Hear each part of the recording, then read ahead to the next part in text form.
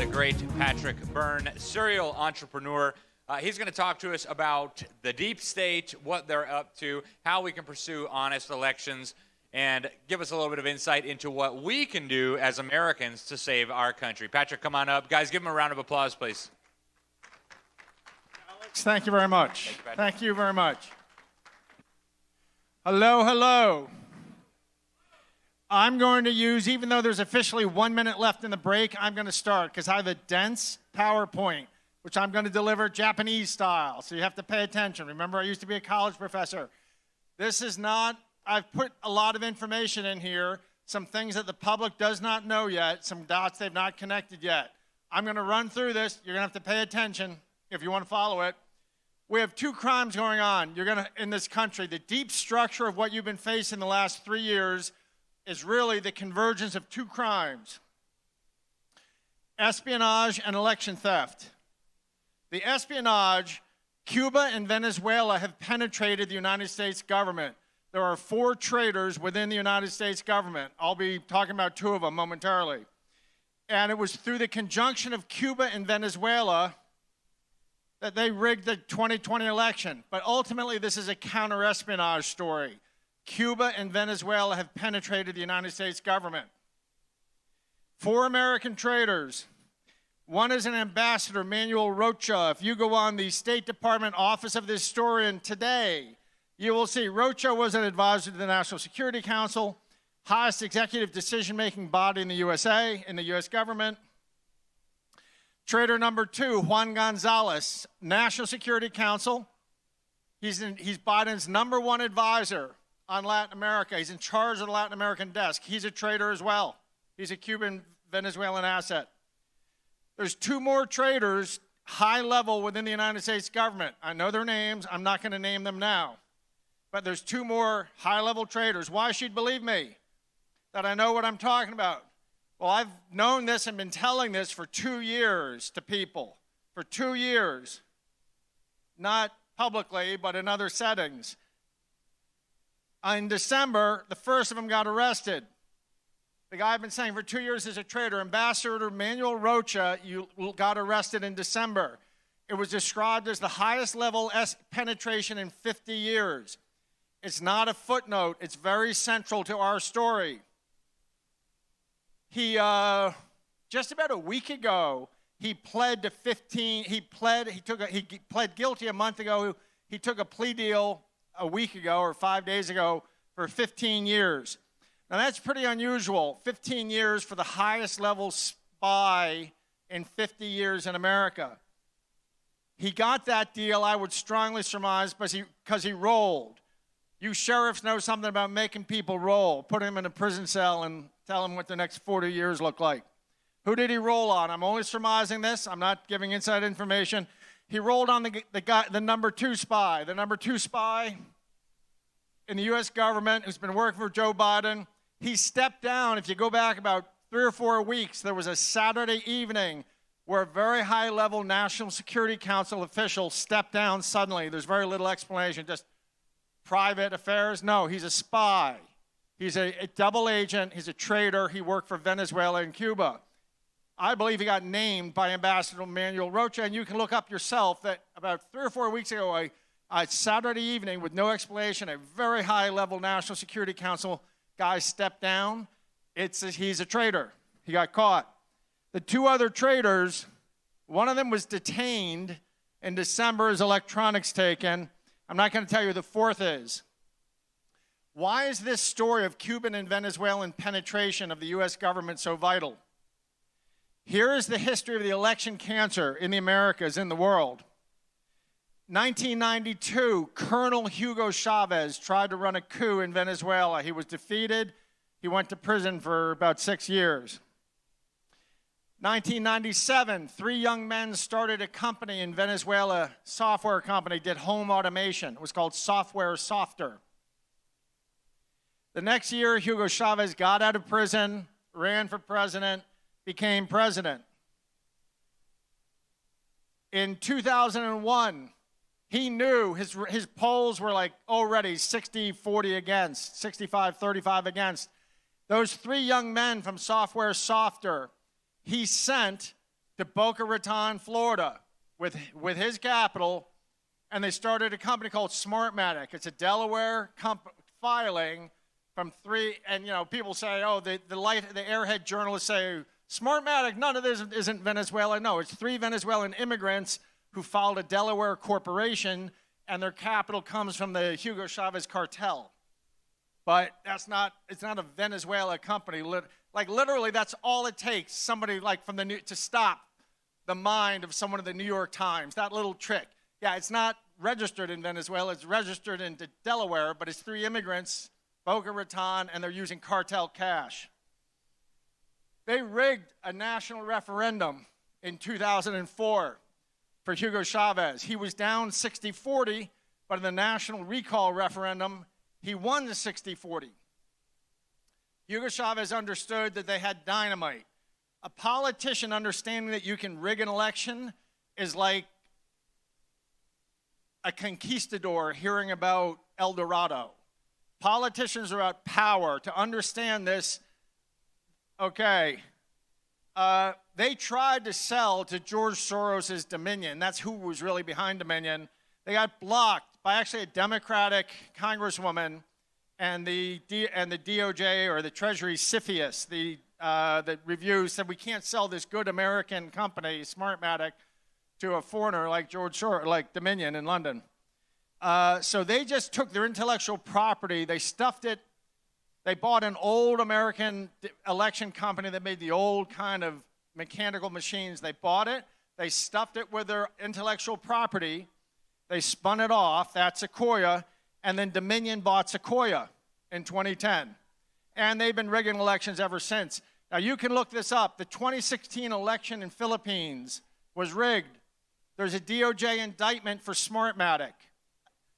All the DOJ indictment currently says is I'll tell you first what really happened in 2016 in the Philippines. Smartmatic would have done this. They ran the election. They would have done it for $150 million. Instead, the Election Commission of the Philippines paid them $200 million, paid them $50 million extra. They took $20 million of that, and they bounced it through an Oklahoma shell company to the head of the Philippine Election Commission, and they pocketed $30 million as the fee to rig the election. Read the DOJ indictment. The DOJ indictment currently just has the first part, that they sent a $20 million bribe through an Oklahoma shell company to the head of the Philippine Election Commission. It does not yet say that they took a $30 million bribe to rig the election. But I think that before too much time is out, the DOJ is going to be adding that, because they know in the DOJ that they took another $30 million to rig the election. So I'm giving you these different points. I can't give you the proof tonight of everything I'm telling you. I have the proof of everything I'm telling you. I can't give it to you, but there's a lot of things I'm saying that you can check. You can go look up Ambassador Rocha. You can go look up who stepped off the National Security Council suddenly, things like this. You can go look up. In Florida, the DOJ in Miami has a criminal referral, an indictment. I think the indictment's sealed, but you can read a whole bunch of it's all open. They have indicted Smartmatic. So far, it's just for paying a $20 million bribe back to the Philippines, but they know that they took another $30 million bribe, and I know they know it, and I know that Smartmatic did it. So what really happened is these two crimes of Cuba Venezuelan agents penetrated our government. There are traitors within our government reporting to Cuba, Venezuela, and if that sounds crazy, go look up Ambassador Manuel Rocha in the last 3 months. It's all in the papers. Our own government is now saying this is the highest level of penetration in 50 years. So it's not me saying that. And this election rigging, they went together, and the two pieces fit together. And what happened in 2020 is supposed to be a Chavista revolution, a permanent coup that we can never work our way out of. And Chavista's successor, Maduro, is actually part of it. Incidentally, I can tell you there's someone who was sent to America to prepare the ground for this in 2006, and he from Venezuela, And he says he was told in 2006, you're going to help us elect the first black American president. This all goes back to 2006. You're going to learn that there are 70 countries have had their elections tampered with over the last 20 years. 70 countries. And it's been very scientific how they've done it, how they've altered the politics of 70 nations have had their political systems altered. Brexit was voted on Smartmatic equipment. No one has any idea who really won Brexit. I happen to support Brexit, but I can tell you no one has any idea who really won Brexit. And there's all kinds of major, over the last 16, 17 years, major elections which have been run on equipment that is completely untrustworthy. How did we get here? Here's the optimistic version. You're going through a Bezmenov psyop. A Bezmenov psyop is a way to take over a country without firing a shot. That's what you're living through. It has 4 stages. Demoralization of a population. Disorientation of the population. So you get them weakened, then you get them disoriented so you don't know which end is up, and then you force a crisis down their throat. And then you say, if you want to get back to normal, everyone wants to get out of that psychotic reality. If you want to get to normal reality, you got to just accept everything that just happened.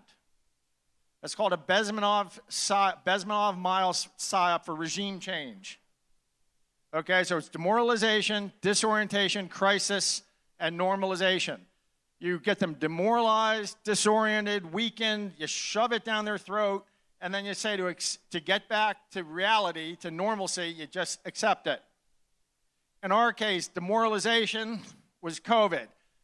Don't have to show, at this point, 3 years ago, I had to show people graphs and charts and all these things to prove, but I guess I would hope in this community I don't have to explain to everybody how unscientific our response was to COVID, both in preventing the use of HCQ and ivermectin, which since 2006, FDA and CDC both knew worked on coronavirus. And in March 2020, DARPA turns out to have written a whole report saying this whole thing can have been stopped with ivermectin and hydroxychloroquine. And of course, the vax. If anyone at this point, in Finland, they're having a trial for mass murder. And there's a woman from the World Health Organization testified yesterday, very high up, and she's come out, she's basically saying all that I'm telling you.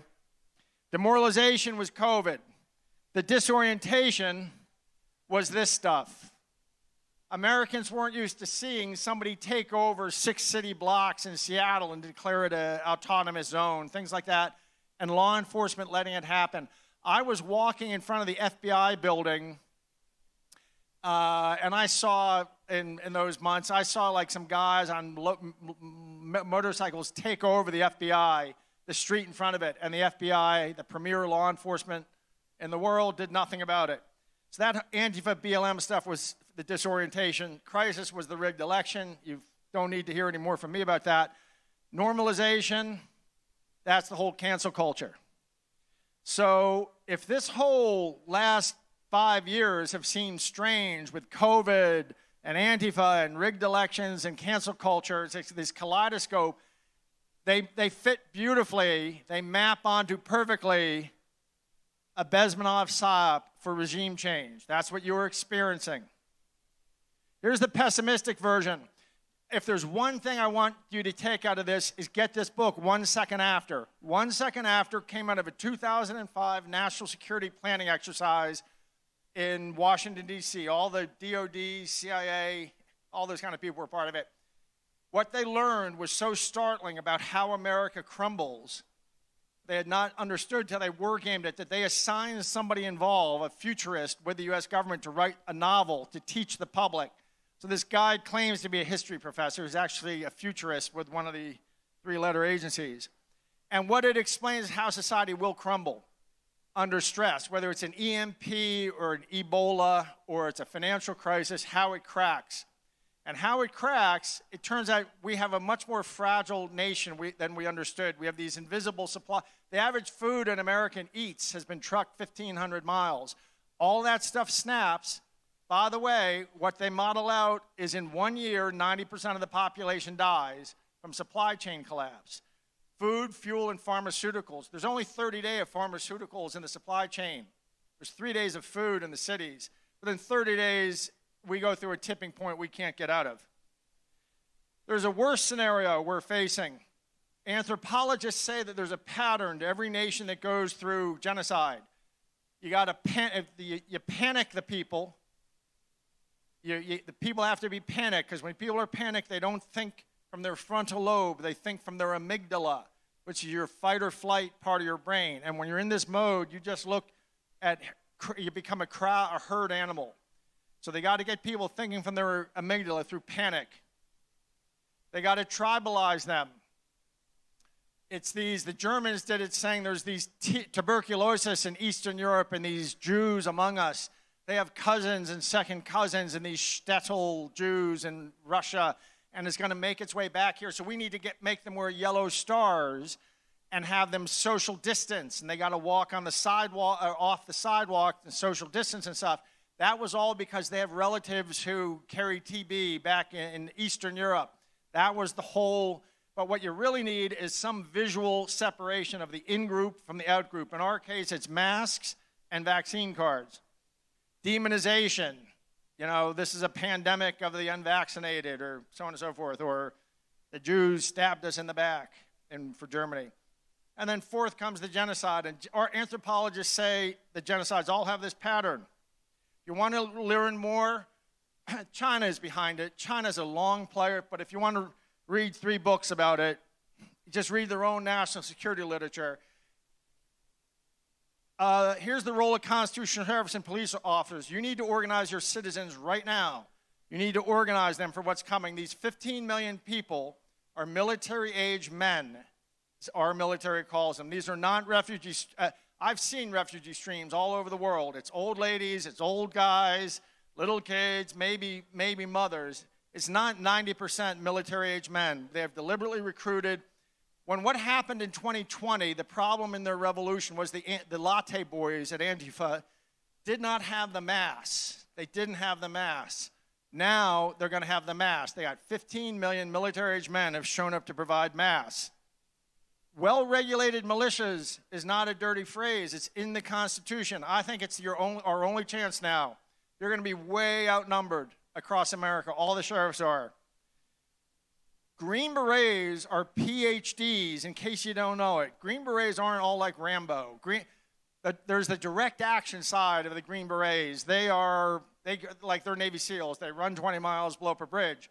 But beyond that, Green Berets are PhDs in movement warfare and building clandestine cellular structure. But in your case, it does not have to be clandestine. You are the front line. One of the geniuses of America is that we elect our sheriffs. There's absolutely nothing wrong. You have to build some kind of surge capacity through auxiliary forces or alliances with the militias.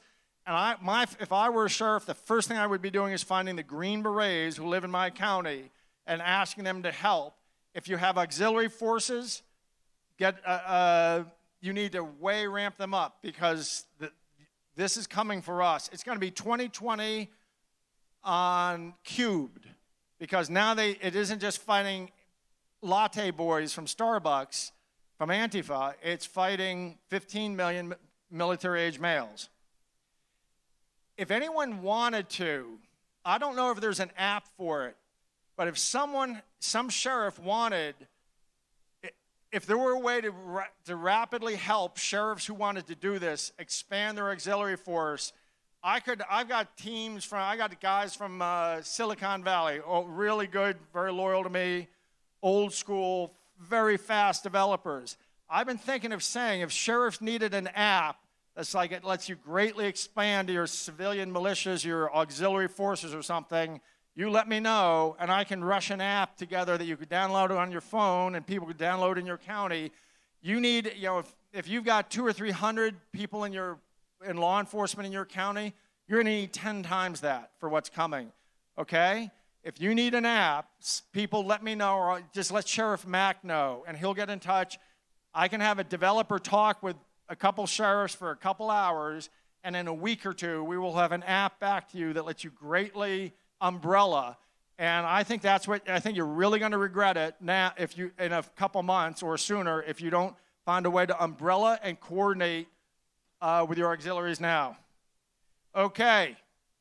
I just rushed in from Panama to tell you that. I'm sorry I was a bit late. You take over, Sheriff Mack. I hope that was worth sliding me a little bit. Thank you very much.